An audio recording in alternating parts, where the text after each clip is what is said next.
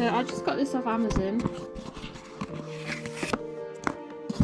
Gold, pearl lemon yellow, Prussian blue, pearl violet, pearl light green, pearl emerald green, pearl rose red, pearl white, pearl grey, pearl brown, bronze, copper, burgundy. I left them to soak overnight in Coca-Cola.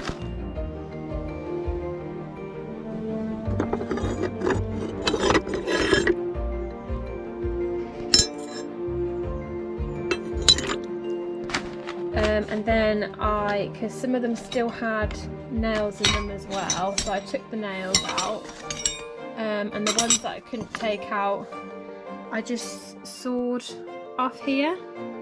These are the horseshoes. I left them, I did 2 layers on each side, so 2 layers on the front, 2 layers on the back. They do take, well, they don't take long to dry, but they stay a bit tacky, so overnight they've dried and they feel, when I